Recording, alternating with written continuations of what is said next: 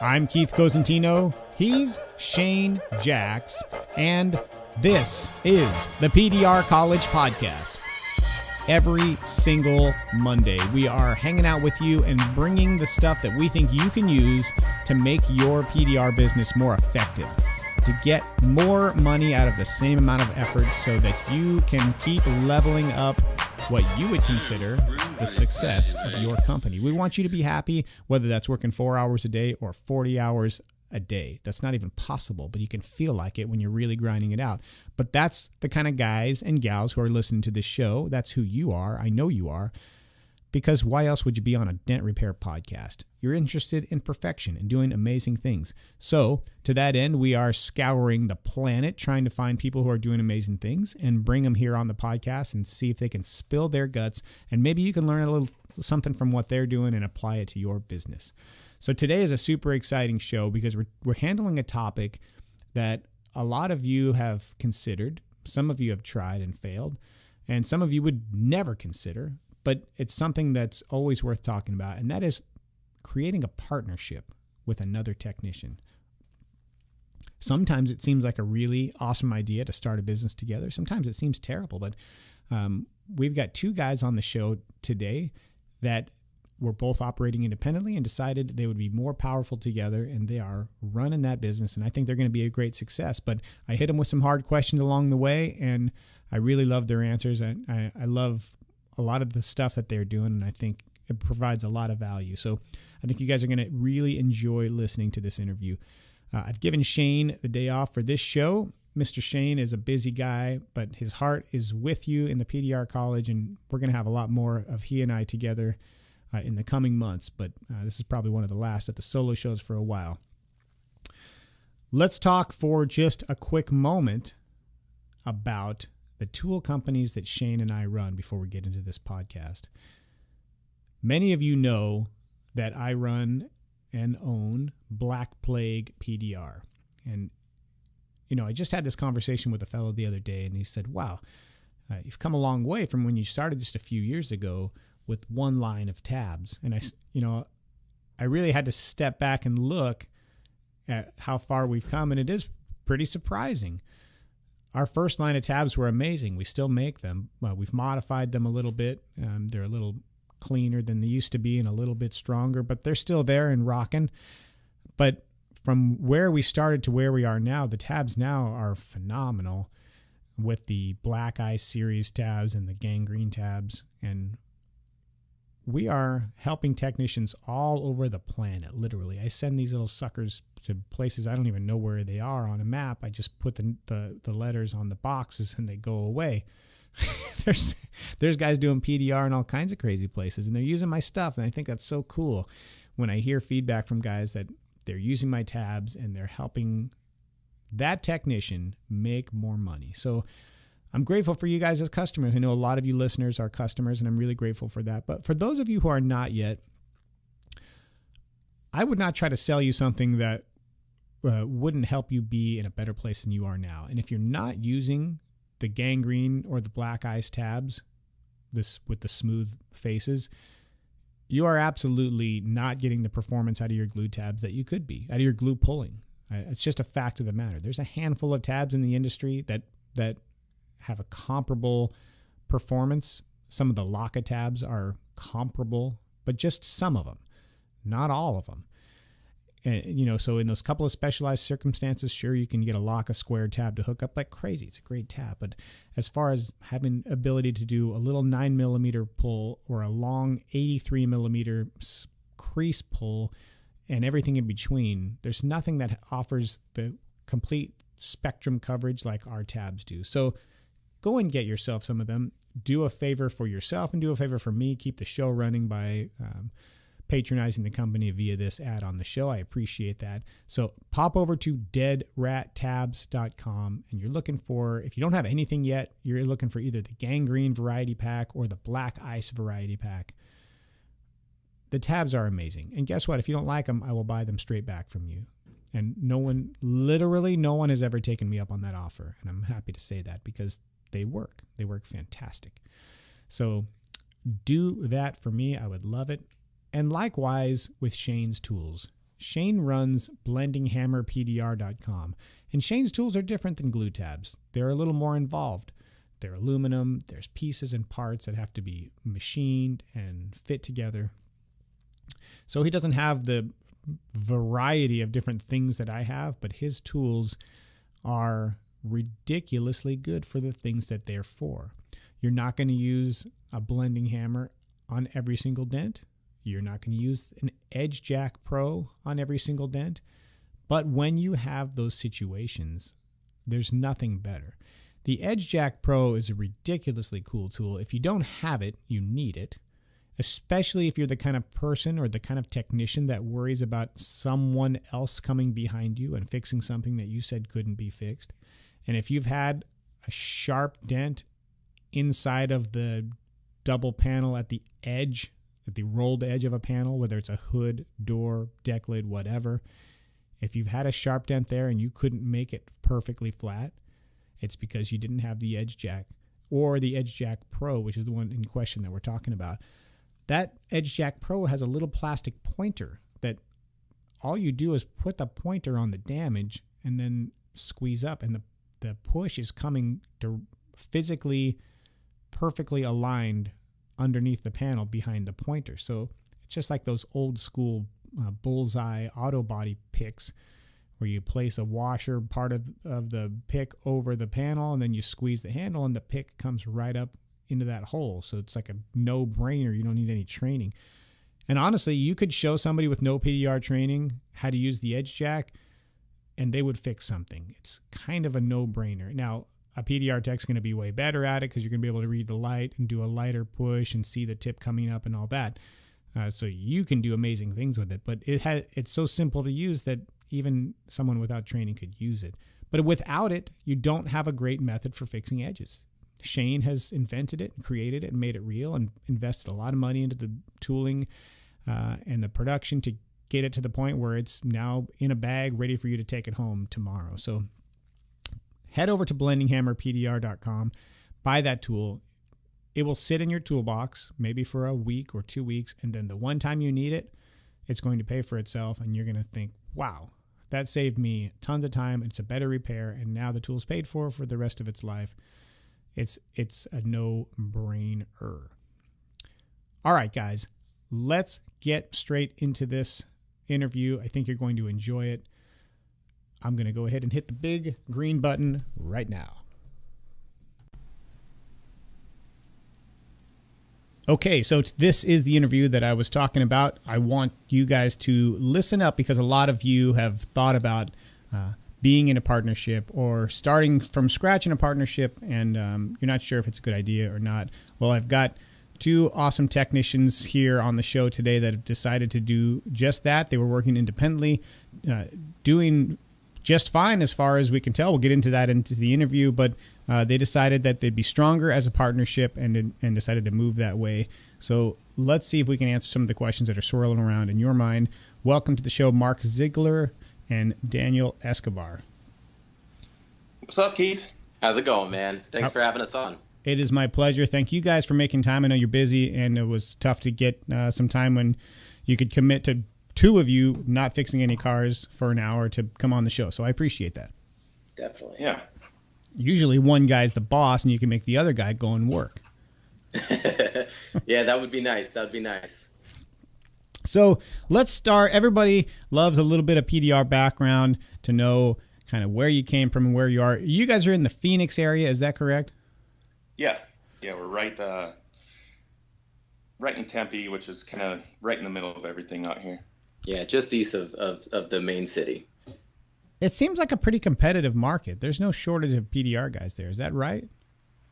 Yeah, definitely no shortage. But there is, I don't know, I'd say there's kind of a vacuum of good PDR guys out here. That's true. There's definitely a lot of guys out here, but as far as not to say there's no direct competition, but there's guys that can do some decent repairs. But we like to think that we're definitely on the higher end here in Phoenix area. That's a theme that Shane and I have talked about before. You guys have probably heard us talk about it if you listen to the show a lot. But there really is right now at this point in time, there's very little competition in this business when you compare it to other businesses. Unless you're creating something that never existed before. If you're getting into some established trade, the competition level here is so low. I mean, go open a plumbing business or an air conditioning repair or, any normal service trade, and there's 10 times the competition. We really have it easy. And then when you take it to the next level and really try to keep educating yourself and turn out really, really high level repairs that you're putting up against your peers to see where you stand in the mix of talented technicians, and you're trying to be at the top of that game. At that point, the competition is really with yourself. I mean, there's just not that many guys committed to this trade, even in big major markets like that. Even in Phoenix, if you do a search for a dent repair, you're going to find 2 or 3 pages of different companies. Right. But the ones that are operating at the very top, it's always pretty slim. My market's big, even in a lot of these big markets like Texas and stuff like that. So whenever you hear somebody complaining about it's just so competitive and everybody's ruining my market, it's mostly head trash. Mostly. Yeah. Right. Sometimes there's some truth to it. Like, it's more competitive in my local market now than it was 3 years ago. We kind of had the run of the field before, or run of the table, but now we got to fight a little harder to stay at the top. But it's still not like I'm trying to be the number 1 plumber in Northern California. That's ridiculous. Well, and you've only got yourself to blame for that problem there. 100% true. Yeah. My direct competitors have and do listen to the show and do all the stuff that I talk about, and now it's harder to fight with them. But yeah, most definitely. But that's okay. That's part of the gig. It makes me better. So in Phoenix, which one of you has been pushing longer? I think Daniel by about a month. Oh, really? Yeah, similar time frame. Yeah, we ended up talking about it as we're kind of building out the shop and everything. I mean, we spoke and we know each other's history and background and stuff, but we've been both pushing now for 9.5 years. Yeah, 9.5. Coming up on 10 years. Yeah. Okay. So, Daniel, why don't you go first and tell me kind of how you got into the trade, and then how long were you operating solo before you decided to grab a partner, and then we'll hear Mark's perspective. Yeah, definitely. So I got trained back in December of 2007 by Marty Runick with Top Gun PDR training. At the time, I was currently working in a body shop doing, panel replacements, frame straightening. I was a collision tech assistant, basically. Okay, like on the road to be the journeyman tech. Exactly. And wasn't necessarily sure of if this was going to be the career path for me or whatever it may be. But I saw a guy coming around, holding a stick and walking in flip-flops and shorts. And, he comes in and pushes a dent on a vehicle and leaves in 15 minutes. And I think the thing that got me most was I went up to, I think it was the estimator at the time, and just asked him, how much was that ticket for? And he showed me the dollar amount, and I was like, man, I got to figure out how to get into this business. Do you remember how much it was? Yeah, it was $150, and he was there for 15 minutes. Well, at least he had his body shop pricing halfway decent. Well, yeah, and so that was back in, 07, and I think then you were still able to get those prices. There wasn't as much of a competition as there is now, so they were making good money even back then, and that's kind of what triggered it for me. I wanted to do some research and figure out how to get into the industry, and I found Marty online and got onto the Door Ding forum and started just kind of browsing. I never made a big splash on it like you and Shane did, but I was on there watching most of these guys and just kind of learning, figuring out if it was something I wanted to get into, and finally decided to pull the trigger in December of 2007. And then after training, did you come right back home and start working, or try to start working, or were you what'd you do then? So I was at the body shop still, and what ended up working out was the body shop was attached to, at the time, was a Saturn dealership. So the guy owned a dealership, but he also had a small used car lot. So I was able to leave training and come back and start practicing on these used cars and just kind of working on my skills. I think in the last episode you had with Dave Shalat, he mentioned the part where, it just clicks for you. And, throughout your training, you're able to finally see where you're pushing and making the correct marks. That took about 4 to 5 months for me. So I went to training, got some great training, and had enough to come back to have a good practice plan, to put action in place for that.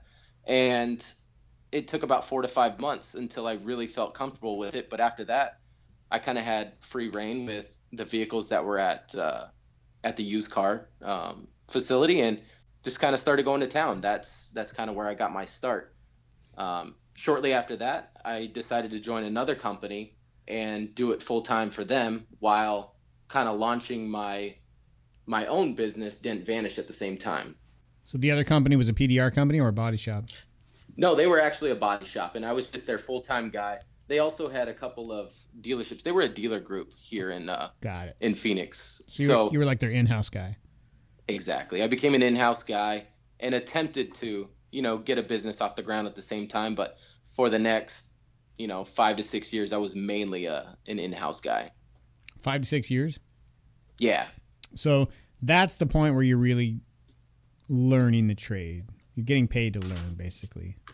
Most definitely. And at the dealership I was at, they had crazy volume, and you're able to push yourself when you want to. But I was on a special plan, like a few other guys have talked about, where you're getting paid for every car coming through, regardless of the damage. So it was one of those. It was one of those sweet, contracts that we had going, and was kind of not necessarily able to cherry pick, but we got to see it all while still getting paid decent, and it made PDR fun, and it made it worth it. Was it just one tech, or was there more than one? There is still actually another tech there. We kind of just shared the work through the body shop, and we had our own dealerships. He had a Nissan dealership. Mm-hmm. I had a Chevy, and I had a Chevy dealership. So we kind of were able to split the work, and when he needed help with something, I was able to come over and help, and that's kind of how we ran it for a few years. What were they paying you as an in-house tech? So on that gig, it was pretty sweet. It was $50 a car, every car, regardless of the damage. So obviously you take the good with the bad. Some cars had zero, and we were able to get paid for that. But other cars had smashed up panels on it that needed way more attention than I should have spent for $50. So it was one of those things that just evened itself out. And it was W-2 money, right? There you were an employee. Correct, yes. So what did that end up at as an average month? Back at the time, man, the volume was pretty heavy. And so we were moving, 120, 140 cars a month, and, upwards of 180 some months. So it was anywhere, times were good. It was anywhere between, 8,000 and 1,000 a month, just on that contract. The call was getting wonky. What was it? What was the number? It was like 8,000 to 10,000. So that's pretty. That's really high for an in-house guy. Usually, when they make a deal like that, in my experience talking to guys, they make a deal like that, and after 3 months, they go, "What the flip is this? We're paying that dude back there with the sticks $120,000. We need to pay him about $35,000." Right? Did they ever have 100%? Did they have that conversation with you? Most definitely. So that's why I said it lasted 5 to 6 years, because there came a time where that exact situation arose, and they're like, well, we're paying this guy too much money. So we need to take a little bit more of that, and we're going to go ahead and cut your prices in half.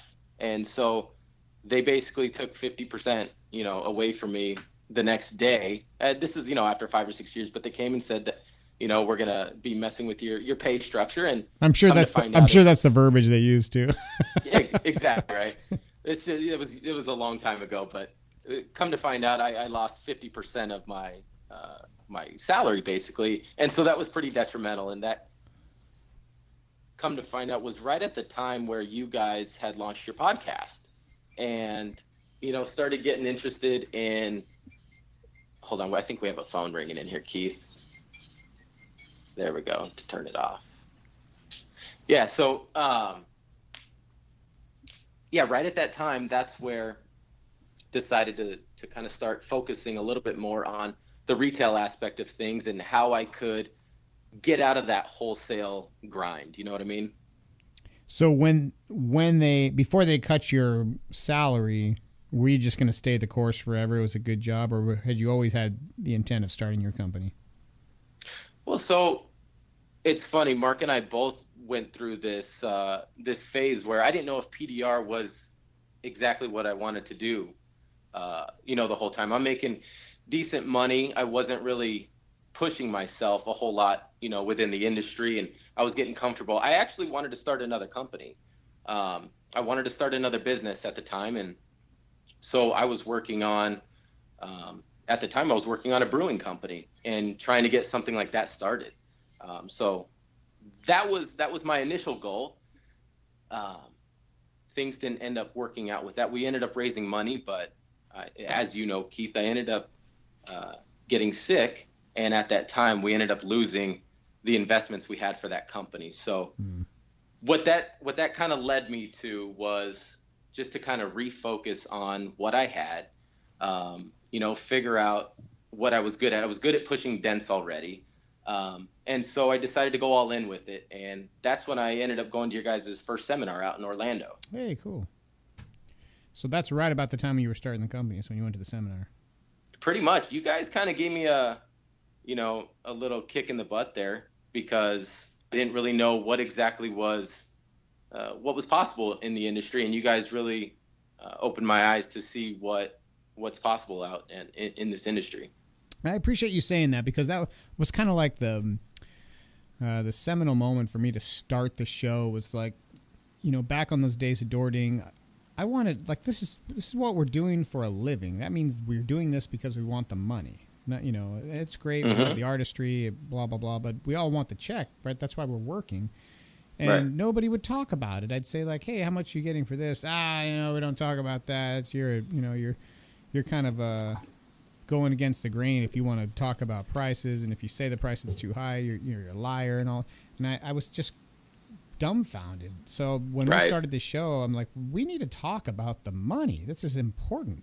And I want to know if some guy's doing 3 times as much as I am, so I can learn what he's doing that I'm not. This is ridiculous that we don't talk about it. So I'm grateful that we've done that on the show, and it's great to hear feedback from you to know, hey, this was important. We could hear what guys were doing in different parts of the country and go, hey, you know what? I could do that. Or that's a better way of doing it. I'm going to try that in my company. That's the whole point. Most definitely. It was definitely an eye-opening experience, and I ended up going the following year as well. So I saw you guys 2 years in a row, and I think the culmination of your selling advice with some of the techniques that Shane was able to share, and then the big news with Paul Corden and his pricing guide really just brought to light what's possible out there, and ended up going home and testing all of it. That was the fun part, was testing it with my other company, Dent Vanish, and putting things into action. And that's kind of where it's led me to Mark now. And he was out there working hard and putting out great quality work. And I think I got to the point where I saw my company grow and figured, man, if I could team up with somebody doing the same quality of work with high-end clientele, I think we can really build a business around that. And that's kind of why we ended up getting together here. I mean, but what did you feel you were missing by yourself? Because most of the guys listening are snipers like everybody else. They answer the phones, they do the jobs, they fix the cars, and that's the end of the story. Like, when you have a partner, you have issues like who's working harder, how do we split the profit, all these things. Is this guy going to work as hard as I am? What did you feel like you were missing? Well, you guys talked about, a few different books and things. I think E-Myth book was a big thing, where we're not really, an entrepreneur. We don't own a great business. We own a great job. Correct. And I think originally I wanted to build Dent Vanish as more of a lifestyle business. I wanted it to fit, what I needed to do. Being sick, I needed to focus on my health. I felt like I wanted to work a little bit, spend more time with my family, spend time with my wife and daughter. At the time, my daughter is now 5 years old, and being able to have those past couple of years where I was able to spend decent amount of time with her and with my family, I think it it was fantastic. So eventually I wanted to build it as a lifestyle sort of business, but going back to the ebook or E-Myth book, basically I knew that I just owned a great job, and to get out of that daily grind that we were going to have to build a company, to sustain that. And I think that's kind of our goal. It's Mark and I both don't want to be answering phones all day. We want to get it streamlined and get a process set up where, we have somebody answering the phones and then the work comes to us. And eventually we hope to get busy enough where we're able to, subcontract some work out and eventually grow that way. I don't think I could have done that on my own. And I think that's why teaming up and partnering up was a good choice for us. All right, I'm going to put a pin in your story, and we're going to hear Mark's coming out story, and then I got questions for you both. Mm-hmm. All right. Where does it start, Mark? Were you also a Bondo smearing clown? I was not. So, like August of 2007, I was doing absolutely nothing with my life in Sterling, Illinois. I got an opportunity to move out here with my buddy Jordan, and his mom had been dating a guy who does PDR. I kind of rode around with him for about 6 months, and the company that he worked for was looking to hire another guy out in the Phoenix area. So that company was Dent Eliminators out of Des Moines, Iowa. They flew me to Des Moines, trained me. I was trained by Jason Plummer over there at the time he was working there, and then back out to Phoenix and thrown on the auction lot. How big is that company, Dent Eliminators? They've got, at the time they had 2 shops in Des Moines. I mean, he's got just an awesome operation in Iowa, and he was looking to expand. I don't know, where it's grown since then. Good training? Oh, it was really good training. Very hands-on, one-on-one with one guy. How long did they have you in Iowa before they sent you back? So I was there for 5 weeks, and, based on stories that I've heard from other guys who have received training, this was a little more in-depth. It was more than, here's this tool, here's how you use it. Yeah. So, I mean, I was camped out on a hood. The first day I was there, they gave me a little bottle of Visine, and I was like, what's this for? He's like, oh, you're going to need it. Your eyes are going to be burning.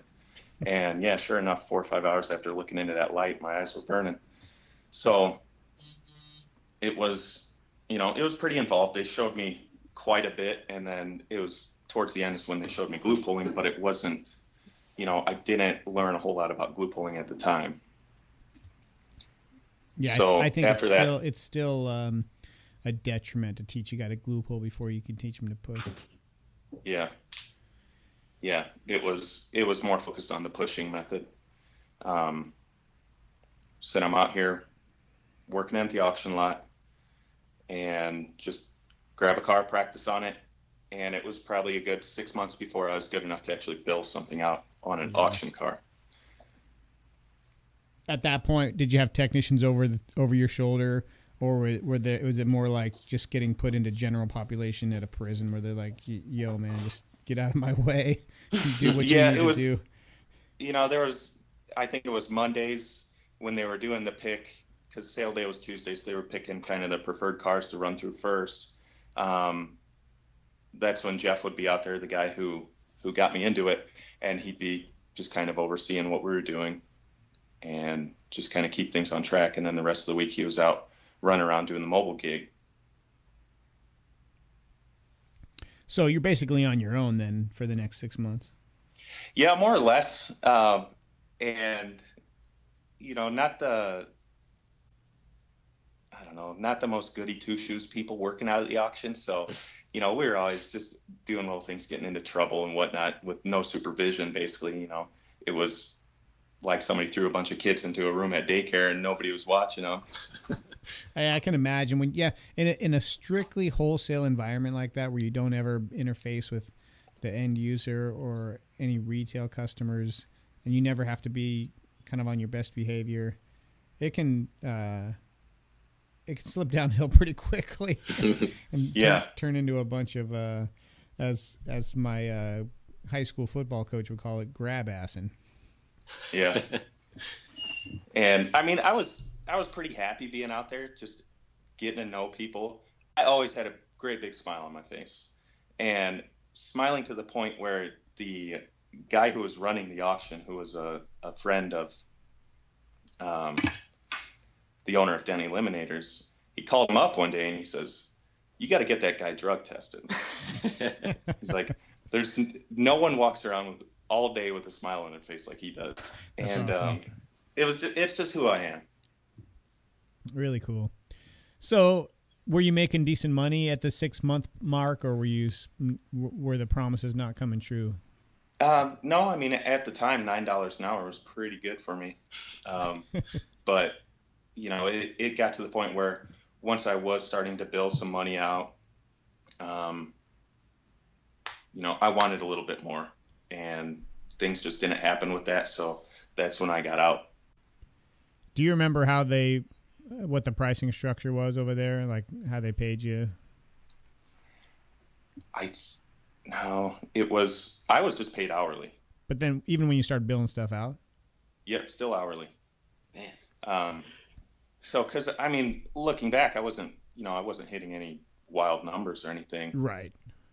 Yeah, when you like from the business owner's perspective, like you guys have now, when you hire on a trainee, they're nothing but a money suck. You know, they're doing nothing for you. Money and time just out the window until like year I mean, one. they flew me to Iowa. He put me up in a motel, and he trained me, and I was getting paid hourly while I was there for training. So I mean, I had it a little better than, you know, most of the guys who went and paid for training and had to pay for the hotel and their stay there. No doubt. No doubt at all. That's a decent deal. But a lot of guys can lose perspective of that pretty quick, and it kind of sounds like you were no exception. After a few months on the lot, on the auction lot, all that stuff seems like it's in the distant past. Oh, yeah.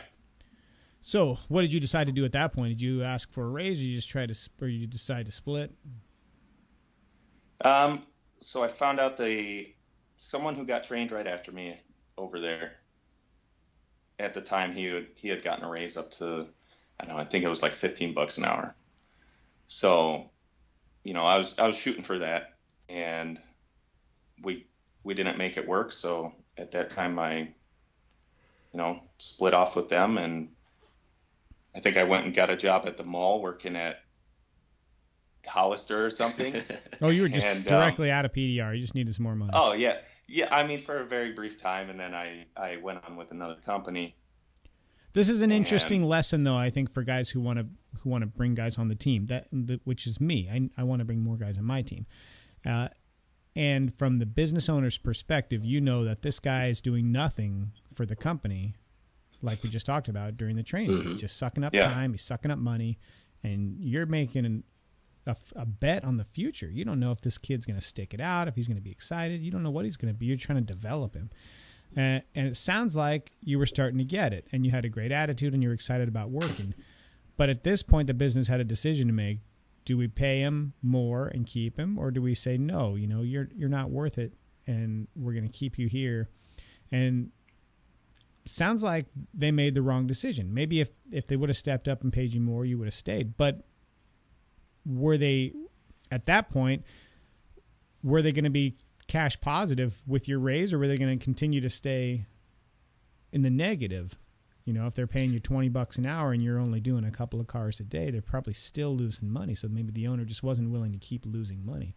It's not, I don't think it's a cut and dry answer for every person. It's going to be a little bit different, but it's really challenging when you're going from, you know, 2, 3, 4, 5 techs to 40 or 50. Once you have 40 or 50, you can swallow those losses a lot easier than you can if you're just adding the second or third guy. Yeah, exactly. And I mean, who knows what kind of tech I would have ended up being had I stuck with them. Did you get a feel for where your skill level was in comparison to the average guy? Were people telling you, you know, hey, just stick with it, man, you'll get it? Or were they saying things like, wow, that's really good for how long you've been in it, that kind of stuff? No, there were no, you know, no big praises about, you know, as far as what I was fixing and how it was coming out. So do you think you were sucking? Sucking then? Maybe that's why I didn't give you the raise? Yeah, I mean, that could be it. And, I'd say I was maybe average, maybe a little below average. So I wasn't doing anything exceptional whatsoever. That's another thing to consider. Everybody kind of has a different pace. Some guys get it really quickly and they just blow through the roof, and other guys have a really slow ramp up. And Daniel, like you were just mentioning, David said there's a point at which it just clicks for you. Right. For some guys that's fast, and for other guys it's slow. And it seems to me in all my years of talking to other guys, that doesn't really have a great bearing on the quality that you end up producing once everything starts falling into place for you. Some guys take a year and a half before they really start getting it, and then 5 years later they're phenomenal technicians. Other guys in 6 months they're all over it and they're doing amazing work after a year. But the guy at 1 year and the guy at 6, they're doing comparable repairs. They both got to the same destination, just one got there faster. They didn't make them 10 times better because he got there 10 times faster. So it's an interesting thing to think about if you put the time into a trainee and you have a long-term idea that this relationship's going to last for 10 years, and he or she's not where you want them to be in month 6, 7, 8, 9, 10, it doesn't necessarily mean they're not going to get there. Right. Definitely. And that's something that Mark and I still, kind of need to map out within our business, for growth and everything. We've talked about passing work on to another tech who's, definitely got experience where we could just kind of sublet the work out. But as far as training somebody from scratch, we haven't really drummed up the plan of action for something like that yet. I mean, we've talked about it, and we get a lot of information from you guys on how you've done certain things, but we haven't gone through that yet with ourselves. But that may be something we deal with, in the future. So, Mark, you go to work in the mall, you're twisting pretzels or whatever you're doing there, and then you decide you're going to get back into PDR. Do you go work for another company, or do you start your own gig? No, so I started part-time with another company, and, I might be working a day a week doing PDR, and I'm making more than working full-time at the mall in that one day. And, things started picking up with that company. And so what was the pay? What was the pay plan for that one? Was it a normal kind of commission-based deal? That was a 50% commission. Okay. Just anything I did, I'd get half of it, and then the other half goes to the owner. So, that was phenomenal for me at the time. I was rolling in it then. Yeah, it's still not a bad deal. Yeah. If you look at it through the lens of a pure entrepreneur, you can't stand giving up the other half. But when you consider, now that you guys are running the company and you see behind the curtain all the crap you got to deal with in the running of the company, 50% to show up, fix the cars, and go home and watch TV, it doesn't sound like a bad deal. Yeah. And it really isn't. It really isn't. Yeah, no, that's definitely a good gig for the right person. Right. So how long did you work for those guys? So I was there from, let me think. It was probably 3 or 4 years. We picked up a huge rental car account and started with their remarketing account, and then we eventually were doing the work for every branch in town at the airport. And it was like a $30,000 a month account in itself. So we had that big hailstorm hit in 2010. That was huge. And next thing you know, the executives there are seeing how much they're paying out to the PDR company. So they're trying to chop the prices down in the future. And, we'd give them the 30% down, the 30% cut that they wanted. And it got to the point where we were fixing stuff for maybe a quarter of what a wholesale price might be. Hail stuff or everything? Everything. And it just got to the point where I kind of stepped in and I said, look, I can't do it for that and still feel good about what I'm doing at all. But they already had another company lined up who was ready to underbid us at that point anyway. So that was 90% of my income that was just gone, wiped. And that was in 2013, I believe. So I ended up getting out again. Decided I'm done with PDR. This is a roller coaster that I'm ready to get off the ride.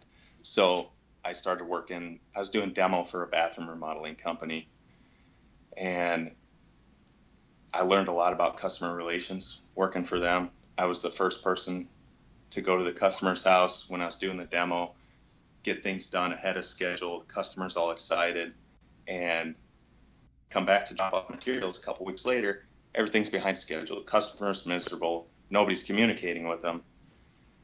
And so I started making notes. And so I worked there for 5 or 6 months, decided I wanted to give PDR another go. I had one account who stuck with me throughout all that. I was going covering them on Saturdays. And I can imagine you getting ready to demo a bathroom. You're like, every time I swing the sledgehammer, I get 4 cents. But every time I swing that little tiny hammer, I get like $5. Well, I should probably use that little hammer. The pay for that was pretty good because it was piece rate. Was so, I mean, I was getting paid 10 hours of work and I'd get the job done in 4 hours. It was very physically demanding. And I mean, it wasn't so much of just smashing stuff out. It was more surgically cutting. I had to have the plans with me. I had to cut the drywall out within like an inch of the measurements for the new stuff to go in. So, I mean, it wasn't something that some dummy could do. Right. So, but yeah, I was getting to know, I learned a lot about customer relations working there. Yeah, because previously you were not facing any retail customers. It was all wholesale stuff. Yeah. So I used that to kind of, when I started my company in 2013, that's kind of, I took what I learned there and started applying it. So communication was the biggest thing. I was picking up everybody's scraps. Everything I was fixing was stuff that I was previously saying, no, that can't be fixed. So I'm forced to fix these cars because I'm paying my rent with a credit card at that point. I sold my mountain bike. I'm selling all these things just to get by, and I'm just racking up some debt to make PDR work. And so can you get back into your mind at that point in the business? How much did you need to produce in a day, or what was the number that if you made in the day, you were super excited? Oh, probably like $200. If you made $200, you came home with a smile on your face. Yeah. I felt like a successful business guy. I was making enough to get by and, have a couple luxuries. Yeah, that is so cool. I mean, and looking at it through your eyes now, it's hard to imagine, right? You do one $200 job and you're out of your shoes. But that's what when you start like a young guy without a lot of commitments, you don't need $1 million a month to make yourself positive cash and to make yourself feel excited and prosperous, and you grow from there. But it's hard when you get into this business and you're 38 and you got 4 kids. Like, well, I mean, we had, I don't know when this particular episode is going to air and whether the one I'm going to reference now has already aired or it's coming up, but we had an episode with a fan of the show from Hawaii named Mark, and he's been a body guy for a while and he's starting his PDR career, but in Hawaii, he's got to make $150K a year just to support himself and his family. Mm-hmm. That's a challenge right out of the gates. It's not there's $200 a day. Nope. Yeah, there's a little pressure there. If it was $200 a day, you'd be like, mahalo, I'm going surfing. Like, this is easy. Yeah. That would be excellent. So you young guys that are listening and you're thinking about jumping, like, now's the time. Go. Just go and do your one job a day. That's all you need. You could stand in a parking lot in the mall and solicit jobs like a gypsy and do 1 car a day. Yeah, it just comes down to patience too, right? You gotta be patient. Expect it to take a little while, but you stick with it. Stay consistent, and eventually, you're either gonna find out it's for you or it's not, and you'll be able to make a decision. Well, I don't know. Obviously, Mark found out it wasn't for him 3 different times. Exactly, but it was consistency still. He stuck with it. Yeah, and, he sure did. Now he's in a good place now. Yeah. So now you guys. I mean, go ahead. Things everything changes when it's your name on everything and not some company that you're working for. That's very Right. true. All of a sudden, this is your reputation that you've got to hold up, and you lose sleep over the jobs that didn't work out. Even if you didn't charge for something you couldn't fix, you feel bad. You want to do everything you can to help that customer out. Yeah, that's completely true. I was really one of the world's worst employees as an employee. Not in the dent business so much. I was good, but every job before that, I was the worst because they were all dead end kid jobs. Like what? I'm just doing this so that I can have enough money that I don't die. So that as long as I can do the minimum amount of work, that's what I'll do. I was like a millennial. I was ahead of my time. So at this point, awesome. You guys are both working. Everything's going, from as far as I can tell, fairly well. Bills are paid. There's extra money, right? How did you guys bump into each other and decide that you should make a partnership? And I want to hear some of the negative talk that ran through your mind and that you could have listened to and not done the deal. Well, do you want to start? Yeah. So it was a while after you guys started the podcast.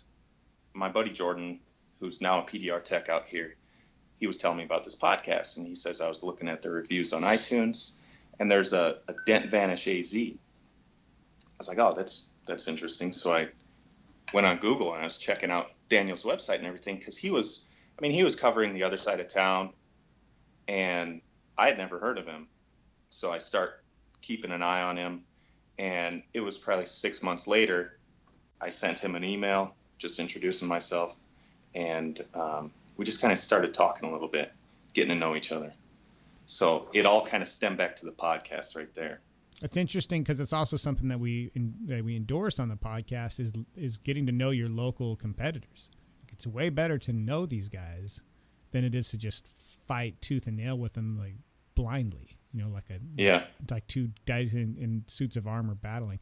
Like, if you call them, get to know them, there's a pretty good chance that at least you can share a little information, and maybe one guy's super lowball and everything, and you can tell him, hey, you know what, you left $900 on the table on that other job. Like, hey, this is or $5,400. Yeah, on that other job, you remember that? Yeah. Yeah, I mean, it's better to have those conversations than it is to just fight and fight and fight. So you guys took some advice from the show, got in touch, and Daniel's a friendly guy, so I'm sure you guys had a nice conversation. But I'm sure you weren't talking about being partners at that point. No, and I mean, we were, we very occasionally we'd talk about things, and I'd refer a job that was over on his side of town, and he'd send something over to me. I know he was doing the motorcycle tank repairs, so any tanks that I'd get requests for, I'd just forward them over to him. And, I never really thought much of it at that point. Yeah, it was a good little back and forth, just referral work. And it was nice for a little while, just having another friend in the industry, really, because I actually never really reached out to many guys and didn't know too many within the industry, but when Mark reached out, that kind of opened my eyes, and I was definitely interested in sharing the work, but also the knowledge as well. And I think we just became friends over that, and through sharing work, that eventually led us to having that talk. Basically, how long was it? How long after we started emailing? Was it 2 years maybe? Yeah, 2.5 years before you met in person, or before you went in business? Yeah, before we met in person. Yeah, before we met in person. We ended up, the text was pretty straightforward, though. It was like, look, you seem to have your head on straight and have a decent goal. Just through texting conversations and things, we were able to find out that our visions, kind of aligned, and we had an idea for a shop, and we weren't necessarily sure how to grow. And so we decided to sit down and have lunch together and talk about it. And that was just over a year ago. July 5th of last year. Yeah. Production-wise, were you guys at a similar level? Yeah, we were very close. Yeah. We went over our numbers, and I was doing a bit more, but I mean, I was working long days, Saturdays, whereas Daniel's able to just kind of work however his lifestyle needs. Yeah, I was doing, I wasn't out there like some of these guys, Keith, where we're trying to push for $1,500 a day. I know it's possible, but like I said earlier, I had kind of a lifestyle mentality for the business. And if I did, 2 or 3 jobs for the day, I was golden. And, if I was cranking out any more than $400 a day, I mean, it seemed like that was a decent day back then. So, I mean, we definitely had $1,000 days and all of that, but, when you're not forced to push, from 8 to 5 every single day, it's kind of nice. So yeah, I definitely wasn't putting in the hours like Mark, but it showed. He was definitely producing a little bit more, but I think that's kind of where we are able to balance each other out now a little bit. So what was some of the negative stuff that was either going through your head or that people were telling you about not getting into a partnership with somebody else? Just exactly it. Don't get into a partnership with somebody else. Yeah, there was a lot of that. And there still is. I mean, people, if you tell them you're in a partnership, oh, well, hope you guys have a contract signed, or, it's just, there's negativity right away. Yeah. And, we're already in it. We're doing it. We followed some legalities. We signed operating agreement. There you go, an operating agreement. We have, certain things that, we agreed upon, and we have, a contract between us, but contracts don't make everything work. It's the person you're working with, and, it's everything else that they have, their wife and everything like that. I think a benefit of having Mark, was also that his wife was very involved in the business as well. And they ended up being able to show me another side of business where I was lacking. And it's just, there's a lot of negativity going around partnerships and things, but if you just are kind of open, to the opportunity and accepting it, I think you can learn a lot from each other. And I think that's what we're doing right now.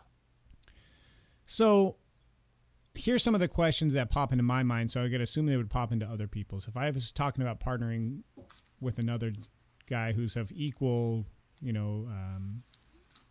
skill and like we're not bringing parts A and B of the epoxy. We're both kind of the same thing, and we're just doubling up, right? Mm-hmm. So one of my thoughts would be, well, how do we split up the profit? And then, this guy's wife works in the business. Well, how do we pay her? Like, how'd you guys talk about all that? What did you settle on for that? Right now we decided we're each going to take a modest salary. We're not draining the account each month. Obviously, I've got my expenses. I don't have a kid, and my wife and I, we really don't do a whole lot. So I didn't need much, but with the wage that Daniel needs, we basically got a raise from what you were used to paying from what yourself, I was, right? Yeah, from what I was used to getting before. So right now we keep a tally sheet each month that we can go over, figure out where we're each at. And I mean, last month we were within $400 of each other. Yeah. So you're paying yourselves a percentage of your personal production still? No, it's just a set salary right now. Everything we bill goes into the same account. So we are technically 50-50 partners, but all the money goes into the pot. But what we're doing is we're going ahead and paying ourselves a salary. A dollar figure. Exactly, a dollar figure, and everything above that, gets rolled into either the next month's expenses or allows us to build profit at the end of the year, which is the end goal. Okay. So it's a totally different approach than most guys who are just, on a Floyd Mayweather plan where you fight, get the money, spend the money, fight, right? Like yeah, and we have a very involved accountant that my wife and I have been using, and she's been very involved with since we merged and built this partnership. So she has a handful of ideas. We're going to try some stuff out, and because she works with several partnerships and she knows what works and what doesn't. Yeah, it's important to have pros on the team that have experience. I've learned that. Yeah, she's been a huge asset, and I mean we've got a lot of people behind us. We have more people behind us than those who are saying, "Oh, you shouldn't have done this." Yeah, most definitely. So now, how long have you been doing day-to-day operations as a partnership? April 1st. Yeah. Fool's Day. So it's a handful of months. You had enough time to kind of get out there and make a run at it. Together, have you guys produced more than you did separately? Here's the thing, and I don't think we've necessarily produced more. We're probably still at our same level, but there was a lot of work on the back end of things that had to change. So being that I joined the company, Mark had Leave No Trace. That was the name of his company, and that's the name of our company now. But he had a website, and so did I. And my form of business, the way I was used to setting it up was being a retail company. I was able to set up a website, a Yelp page, Google My Business, all the things that you guys have talked about. And we basically had to redo all of that again. So if anybody has done it before, they know that it's not something that just clicks right away. It takes time. No, it's terrible. Right. So that's kind of what I've been going through. Mark has been able to kind of keep his numbers the same, and he's able to say, because where our two companies differ, he's more, business to business. He has these contacts and these relationships with, high-end detailing companies and, tuners, wrap companies, and, car collectors. He's got all these contacts, and me, I'm used to running a retail business. So what I wanted to bring to the table on the other side of things was just to bring a fresh new look to Leave No Trace, start a new website. I ended up merging some of my Yelp reviews to the new business. My focus was building the online reputation. And I think Mark and I just got done talking about it. We're finally getting to that point where our company's being found online. We are on the first page of Google for a few keywords now. We have good reviews. So we're at a point now that we're ready to start attacking, sales from Facebook ad standpoint, and doing different things with social media to improve engagement and, conversion. So that's kind of where we're at right now. All that groundwork takes time, and I've been working on it basically since March or April. And yeah, it's been a good solid 5 months now until we're starting to see, some good results. But as of now, I just looked at these numbers from last month, and it looks like I'm right on track with kind of where Dent Vanish was before I ended up quitting that. So did you just shut down all your previous stuff, your Dent Vanish stuff? Close. I mean, I didn't really know how to go about it because all of this is new to us, man. So, I didn't. What I ended up doing was mirroring the website. So I ended up building the website. I know you guys have talked about hiring somebody and doing all of that. Well, I ended up building the website for Dent Vanish, and what I ended up doing was just mirroring the domain name to our new domain. So anybody, like, I had some SEO traction with Dent Vanish. So I ended up changing some of the information on the website to mirror our new website. And that allowed people who knew my company to be forwarded to the new brand. So that was kind of the first little transition we made. And then, yeah, like I said, the Yelp, we ended up merging Yelp accounts and merging my business account. So that's kind of what I did. I ended up shutting down Dent Vanish, basically. Well, I have a question and then a statement. First, I'm going to ask the question. Tell me about this merging Yelp accounts and Yelp reviews, because I don't know. I've never heard of that before, and it doesn't sound possible. What's going on there? Yeah, that's Daniel there. Yeah, so I had a pretty good review system going on Yelp with Dent Vanish, and if you think about it in the digital age, right, that's a digital asset for a company. Huge, if it's in, so it's a digital asset, and what we wanted to do was bring over my reviews that I've had, because I think Mark had 2. Yeah, I had 2. He had 2 on there. I wasn't pushing for any. Yeah, so I ended up just changing the name of mine, which was an easy change. I changed it to Leave No Trace, but I think one of those red flags go up in the big Yelp department, and they ended up giving you a call. And so I ended up just asking him, it's like, look, well, we're merging companies. We do the exact same thing. They ended up saying, well, why don't you guys merge the accounts? I said, well, because I didn't know that was possible. Yeah. Oh. And basically, all I had to do was give him a call when I was ready for the transfer. He said it took 48 hours to complete, the transition, and that's what we did. Boom. We ended up having Leave No Trace using most of the Dent Vanish reviews, and it ended up moving Mark's reviews over, and that's basically what we did. Yeah, so it ended up working out well. That's Yeah. interesting. And Were you a paid Yelp customer? No, I was not. So I gave it a shot. They call us all. Anybody who is on Yelp, they're going to give you a call to try and sell you an advertisement. Calls all the time. It's ridiculous. But what I did, I took advantage of they give you a $300 ad limit to spend, for the first 30 days or whatever it is. So I ended up trying it just to see what kind of conversions I'd get, and come to find out, it ended up taking like 3 months to spend the ad money. Nobody was clicking on the ads. Nobody liked it. And so I looked at the dollar amount per click, and it was some ungodly amount. It was like $11 per click. Wow. And that just didn't gel well with me. So I never moved forward with ads on Yelp. Now, normally, everybody is scared to do business with Yelp and then pull back away because they feel like they're going to jack up the listing and the reviews once you don't renew. Were you Were you worried about that, or were you not worried about it? Well, yeah, most definitely. It's something to worry about. What gets me about Yelp is that I think we only have 31 reviews on there currently, but if you look in the not recommended section, we've got like 28 5-star reviews. Yeah.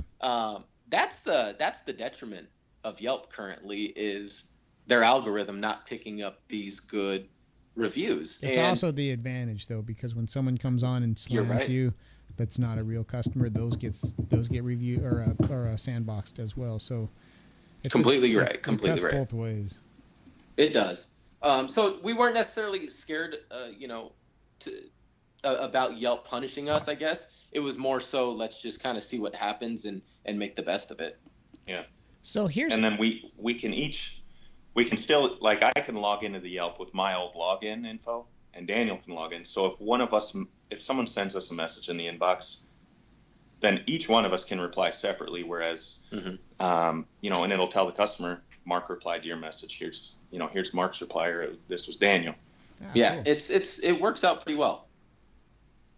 So if I'm putting myself in your shoes and I'm thinking about, okay, we're going to merge companies, but both companies have a web presence, my mind goes to keeping up both of them, and then on one of them saying, hey, great news, we've been acquired by XYZ company, which is a great move. We're now joining forces at those two premier companies, blah blah blah. But whatever, you kind of turn it into a positive, like, hey, we were so great that we got purchased by this other company.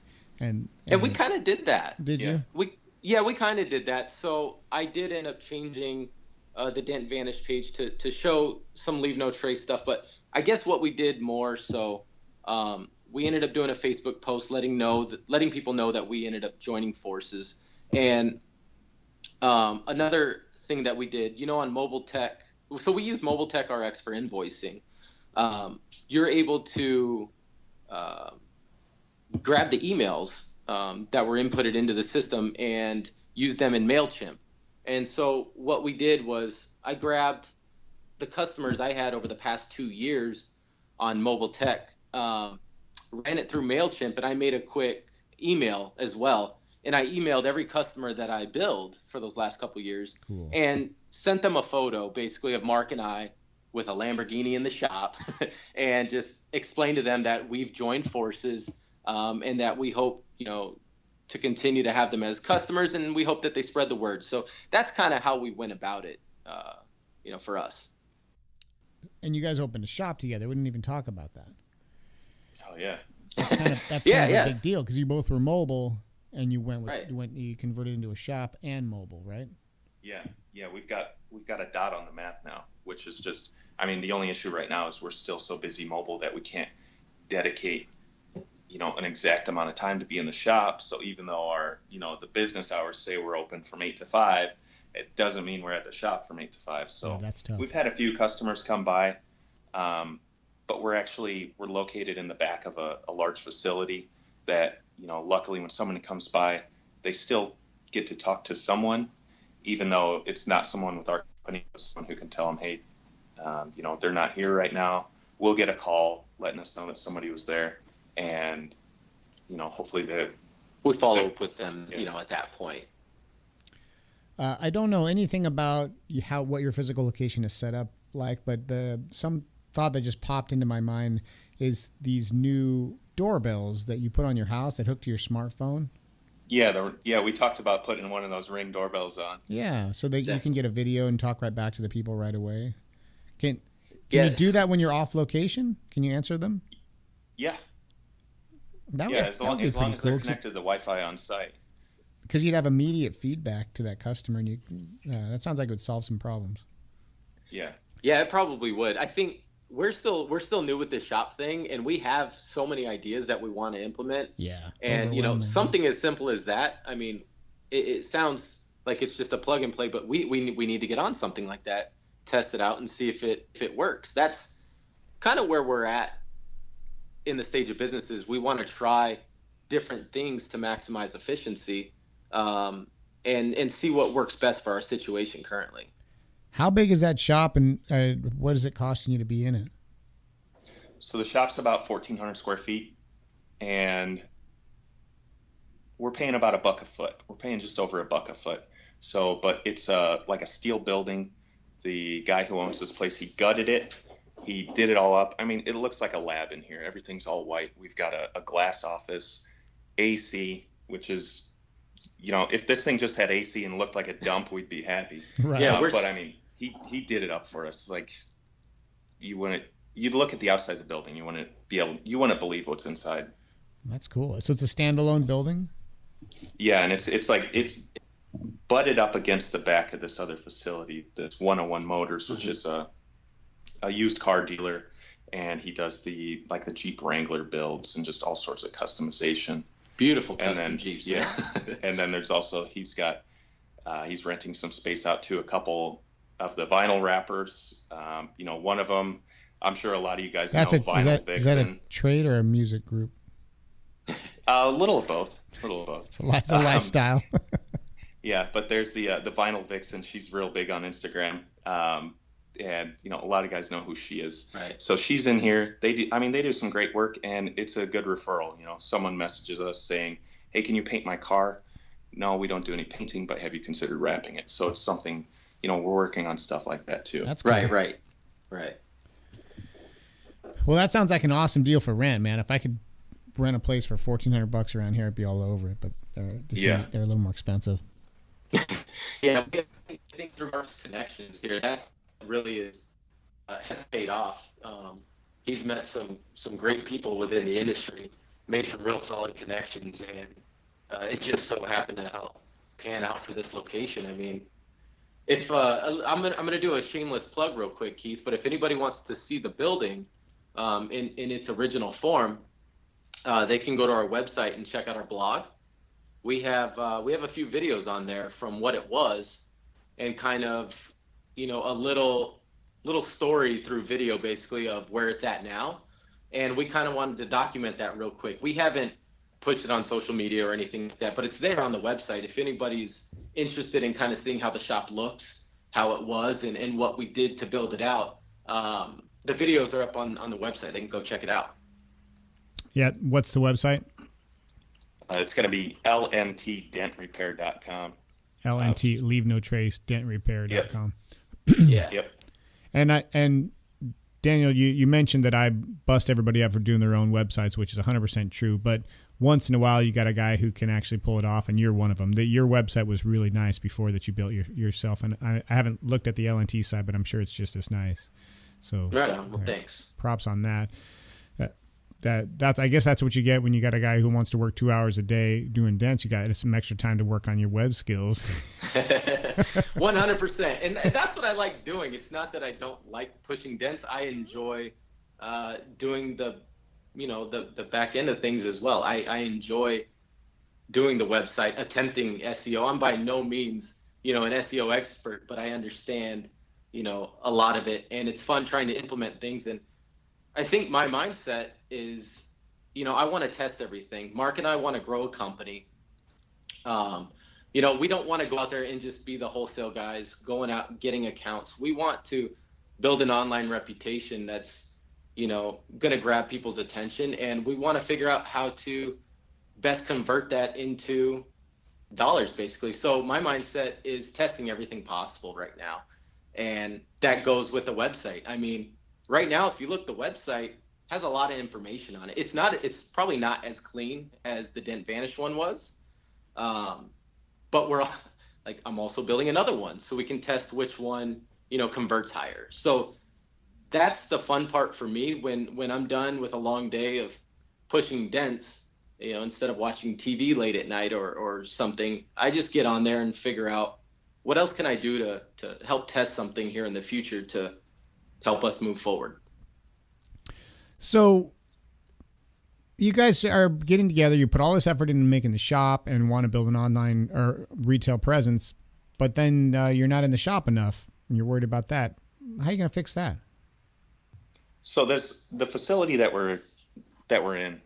He's got a large reception desk up front, and I was actually just talking to him last week about this. He currently doesn't have a receptionist, but he said he'll be hiring one soon. And I talked to him about kind of sharing the cost of that, basically having that be the first point of contact when the customer gets here, instead of having our A-frame signs pointing them through the gate around the back of the building. Just having them go up to the receptionist. If we're in the shop, then she just forwards the call back to us. If not, then she can take down the info. We can kind of, just gradually teach her how to estimate something, or at least, know what can and can't be fixed. Mm-hmm. Yeah. So that's obviously it'd be nice to have, somebody up in the front, Keith, but it all does come down to the volume, right? We got to have people calling and people wanting to come to the shop. So it's just not there yet. So when you have the volume, one of you will stay. It's kind of a chicken and egg deal, I guess.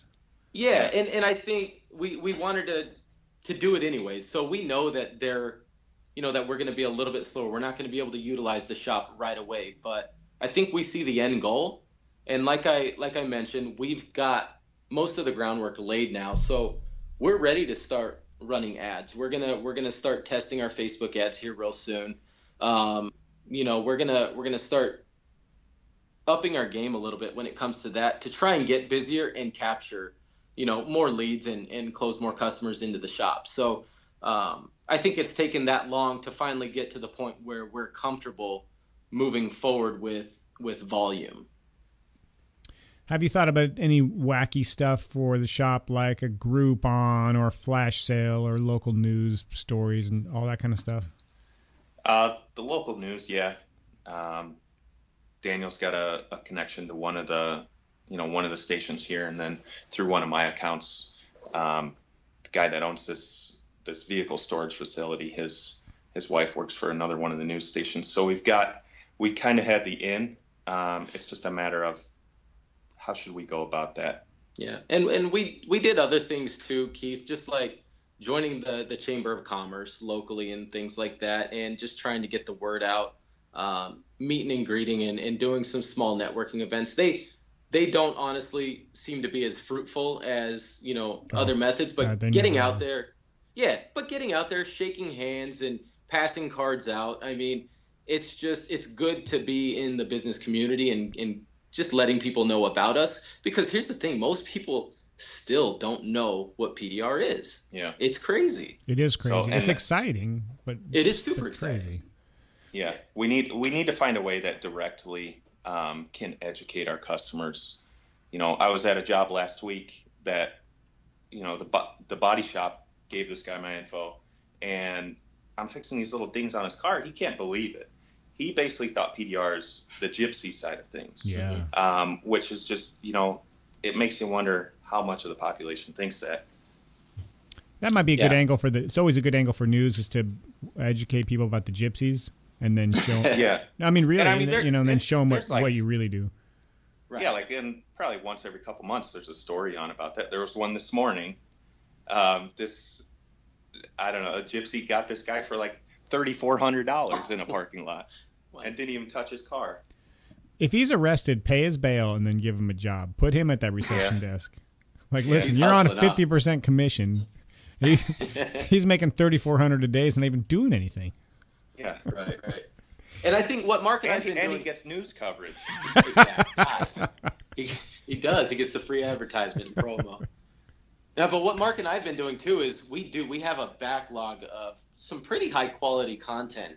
And I think that's how we're going to get out there and educate the customers a little bit more. We've been fairly quiet on social media as of late, just so we can kind of work on our processes here at the shop and get things dialed in. But we've got tons of content, videos, before and afters, and, all that kind of stuff that we're looking forward to releasing soon. And I think that's going to help with educating the consumers. Obviously, they still need to find us, but I think by finding them through ads as well, I think we're going to help drive some more traffic. On your email that you sent to all your previous customers about the shop, did you get any kind of responses from that, even like, hey, cool, or anything like that? Yeah, you know what? Actually did. And I also got one negative one too. Yeah. And so we can, we both have that email account on our phone, and Daniel sent that email out that day, and it was either like late that night or the next morning. I see this email come through in response to it. Yeah. And the guy just says, thanks, but I wasn't that happy with the job. Like exclamation point. This guy he wasn't happy with the job. And I had to go back and look up the email to see what job it was, before I could make the assumption, like this guy's crazy or whatever. Well, come to find out, if there was a customer that had something negative to say, I guess it was probably okay that it came from him. But the situation was, it was a real nasty dent. And I told him that it would be 85%. That's just one of those things when you talk percentages with customers or something, and they're not extremely satisfied with it. It's tough. It's tough to make them happy. Oh yeah. And he ended up paying. He paid. He was more than happy to pay. I was pretty happy with the repair as far as it came out. But once we gave him the opportunity to voice his opinion, he sure did. Yeah. And I see that email come through. Yeah. And immediately all that goes through my head is, am I making the right move here? Right. Oh boy, Daniel messed up. And then I see a few more coming through.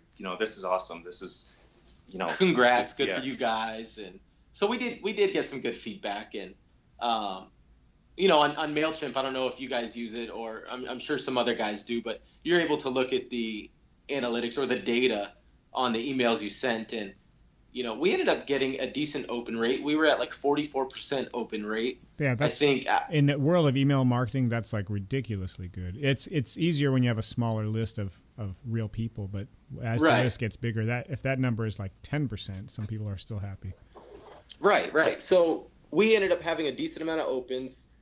I forget how big the list was, but we only had maybe 10 people unsubscribe from it, 10 or 12 unsubscribed from it, and then everybody else was good with the email. I mean, we got positive feedback. We had the one negative, but we didn't do anything really about it. We didn't fret over it too much, just kind of let it unfold and see how it went. And I think overall we got a pretty great response. A negative like that is actually a good thing to get, because it's real. It's real feedback. Mm-hmm. And it lets you know that, people will pay because they gave you their word. They're good, honest people. But in their heart, they really weren't happy. And you don't want that deal. You don't want that customer. And sometimes you need to be, what it reminds me of? If you guys were a fan of Seinfeld, when it was just rocking and everybody wanted a million more episodes, and Jerry just said, I'm done. We're not doing anything. Mm-hmm. We're getting out on top. And they were going to pay him 10x what he was making or whatever. And he did this interview that a lot of people took offense to, but he said the audience is kind of like a child.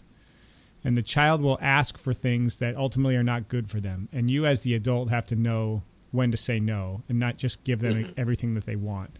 And people are like, screw you, Jerry. I'm an adult. I want to see more funny shows. But he was really right? Because the show went out at the peak, it's always going to be a legacy of hilarious shows, and it's never tarnished its own. It didn't lay in its own poop, and this is the same deal when you have a customer and you know the dent's not going to come out, but they're saying, you know what, it'll be great. I just can't go to a body shop. Just do the best you can, but you know it's not going to turn out.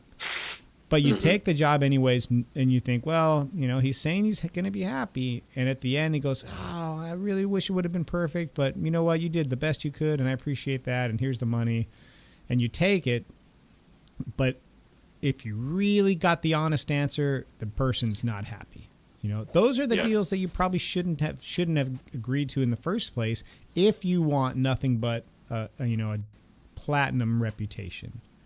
But then, but you never know. Maybe the guy is mad that you wouldn't even try it. There was, there's a guy when we were talking about the guy in Hawaii, we were looking at some of the local reviews, checking out his local market, and one guy gave a 1-star review to a local company because he said he couldn't get the dent out because it was like a smashed body shop dent. And he's like, you guys are the worst. You can't even do these small dents. He's like, oh, boy. You guys can't win. You know, I get a 1-star if I don't do it, and I get a 1-star if I do it. So, there's never a perfect answer, but it's something that it at least opens the dialogue in your mind when you get a review or feedback like that for you to really decide where you're going to fall on a decision like that. Yeah, most definitely. So the reason I was asking more about the email is because I'm sure you could entice some of those previous customers out back to your new shop if you offered them something, or even did an open house or something like that. But he'd give them some kind of discount.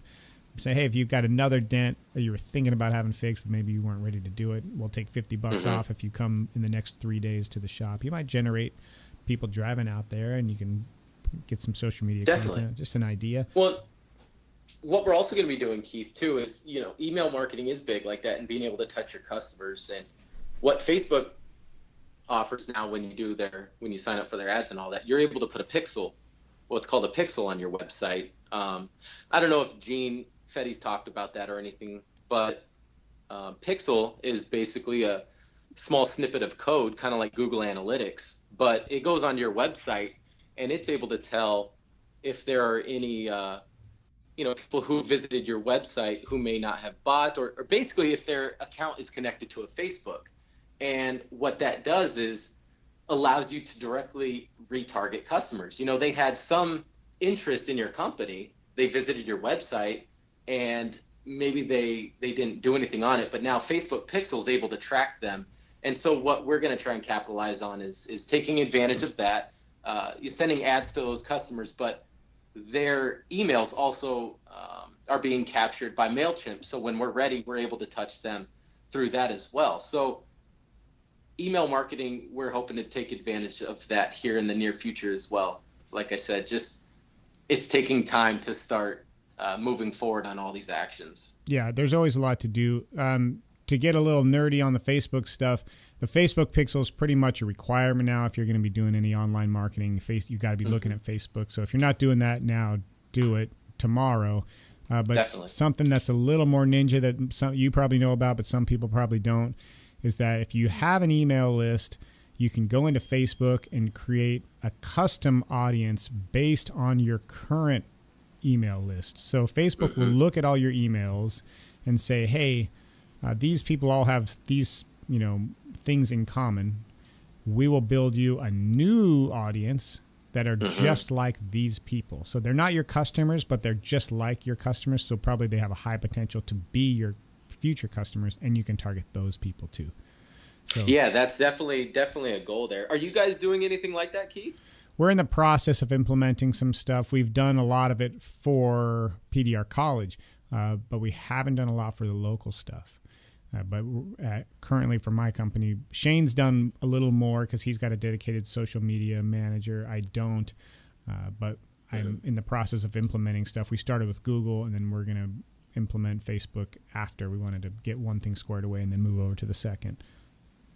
Right. Cool, man. Yeah, that's it's definitely one of the next steps we're going to be taking. But Facebook seems to know all when it comes to digital marketing and all that, and that's kind of where we're going to try and take advantage of that platform and see what we can produce out of it. Lately, I've been thinking about the type of ads and the type of stuff we reach out to people with. And honestly, if you take the cars out of it and assume you talk about some guy who's fixing washing machines, if your washing machine isn't broken, there's no way you want to see anything about that. It's not interesting, right? It's lame. So I think if you don't have a dent in your car and I'm on there saying, hey, check out this dent we fixed, unless you're a real car nut, you really don't care. And most of us who've been in the business long enough know your customers are not gearheads. They're not car nuts. They're just regular people who like their cars to look nice. So they don't want to see my before and afters and that kind of stuff. So I try to think, what kind of cool stuff can I tell them or show them that's interesting and helps them, and anybody would want to watch it. So I think of like maybe the gypsy stuff, or customer education stuff. Like, hey, did you know that this could happen to you? Did you know that this guy was turning... Go ahead, Keith. Sorry. Oh, like just any kind of interesting story that speaks to something that they may or may not have already known, and something they could say, hey, you know what I found out today? This is crazy to hear about. Just something interesting versus, hey, look at me, I'm so awesome. It's like a little kid who just drew a picture. Like, hey, look at my picture. Like, hey, it's great, kid. I'm busy. And that's how I feel like if we get overloaded on this before and after stuff. It's interesting to other dent guys. It's interesting to us. I just don't know that it's really interesting to people who don't have a dent.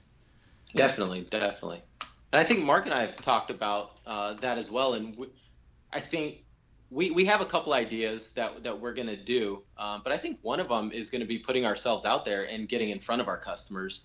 Having a video shot of ourselves, not necessarily explaining the process or geeking out about the dents, but just letting people know that there's another side to this, dent repair thing. You don't necessarily have to go to a body shop. We're going to, show them that, well, Mark's got all these high-end clients and things like that. So Mark, he takes some amazing pictures, of these cars, and being able to utilize that and have us, in a video at the same time, talking about the benefits of it.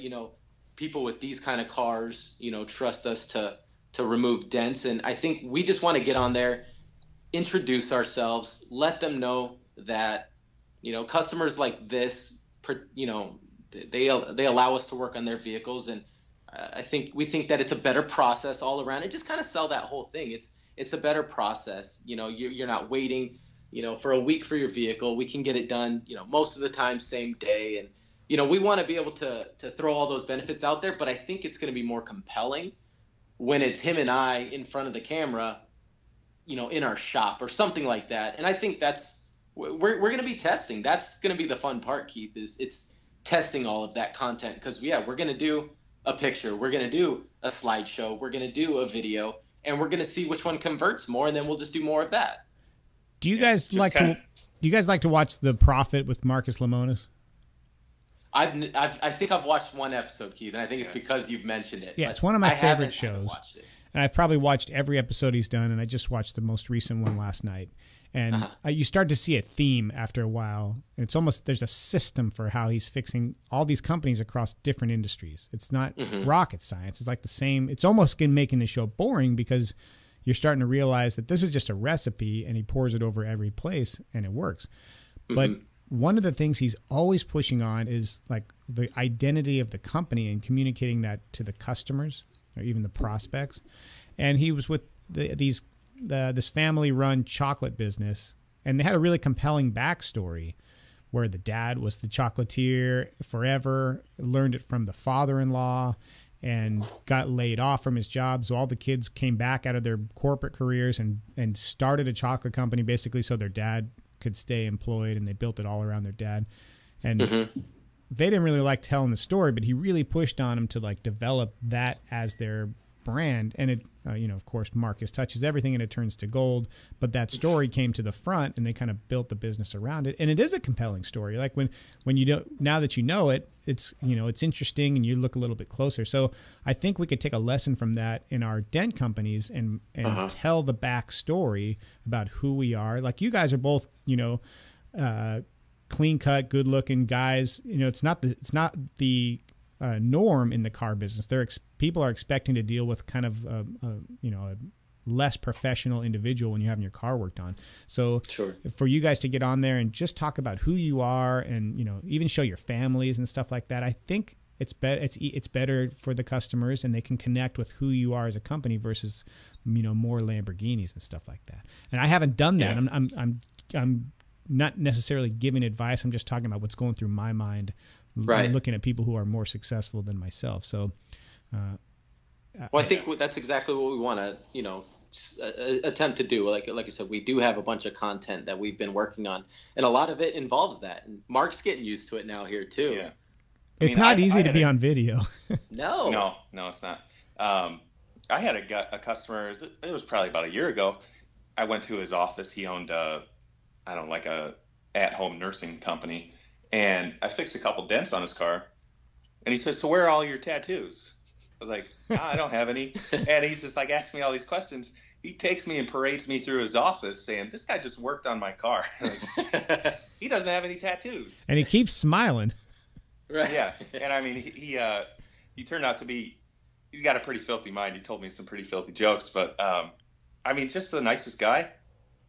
People get, like you said, a certain perception of, people in this industry, and that's exactly what we are looking to change. We want people to be comfortable, not only comfortable with us, but of the process. We want them to know, more about it, and to be able to, I guess, just have that trust that their car is going to be all right. That's one of the biggest things too. People, there's no way. How are you going to do that? Well, our goal is to educate them. Yeah.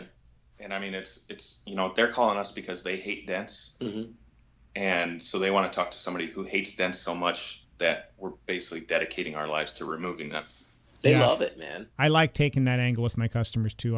I refer to myself as a nerd all the time, because in my mind, when I have something wrong, I want the nerd for that one thing. I want him to get out of my life as soon as that thing is fixed. But like, if my internet's down, I want the internet nerd who who doesn't even know how to talk to me personally, but like just keeps, snickering about DNS files. I don't even want, what, that's what I want. I want the guy who's like so spaced out that his whole life is that thing. So I assume that identity quite often for my customers. Like, listen, I'm a dent nerd. I make tools. I'm doing seminars. I do a podcast. Like, this is my whole life. And they go, perfect. That's the guy I need. I need you to fix this dent. And then I run away because once your dent is fixed, nobody wants to talk about these problems anymore. Yeah. So that's the challenge for me, I think, is being able to touch them in their day-to-day life without annoying them. Yeah. And then, there have been a couple times, maybe on like a tough sell, I kind of use the aspect of, you ask them, did you buy the car new? Yeah, they bought the car new. All right. When you bought the car, did it have a dent in it? No, it didn't. I said, well, this isn't your car right now. You can take it to a body shop, but they're going to fill that up and paint over it. The dent's still there. It's just covered up. That's still not your car. I said, what we can do is we can turn back the clock and we can deliver your car to you like it used to be. So, and I mean, that's a great pitch. It's been pretty effective. Yeah. So it's just something that we need to implement a little more on that angle. Well done, guys. Well, I'm excited for your future success. I want to hear about your first, second, third, and 10th employees. I want to hear about your shop blowing up, and I want to hear about the success. I'm confident you guys are going to get there. Awesome, man. Yeah, we'll definitely love to keep you guys posted, and we look forward to sharing as much as we can through our blog and social media, and we just look to grow as a company, man. Yeah, well, if you're interested in following these guys, I'm sure if you search for Leave No Trace on Instagram, Facebook, and all that, we'll be able to find you. Yeah. Perfect. Okay, fellas, we went a little longer than I promised we would, so I appreciate you guys sticking it out. I hope you guys go and check their stuff out. Daniel's been active on Facebook even before the merger, so I know he's going to continue to post stuff up there. So maybe we can learn something from these two. You guys, much success in Arizona, and we'll chat soon. Thanks, Keith. Thanks. Appreciate you. And now it's time for the PDR Marketing Minute, your weekly quick tip to help you build your PDR business. Welcome back. Episode 55 of the PDR Marketing Minute. I'm your host, Gene Fetty. This week, I want to give you a super quick tip if you have my review system and you're a Mobile Tech RX user. in the invoice screen, when you're sending out your invoice to your customer, you can now, and I guess for a little while you've been able to, change the text that goes out with that invoice. In the review system, I give you that thank you note that I wrote with a link to a page on my website, in your case, your website, where I have the Google, the Yelp, Facebook, and PDR Nation links to make it easy for one place for people to go leave us a review. You can now copy and paste that right into your Mobile Tech invoice and send it out to your customers. Remember, the easier you make it for people to leave you a review, the more likely they are to leave you a review. So that's it. Super quick episode this week, making up for the long one last week. If you don't have the review system, make sure you head over to pdrmarketingminute.com, sign up for my email list, and we'll shoot you the link over right away. If you're not making videos, you're missing out. Head over to thepdrvideocourse.com, sign up, and learn how to make great videos with nothing more than your smartphone or a tablet. All right, episode 55 in the books. We'll see ya.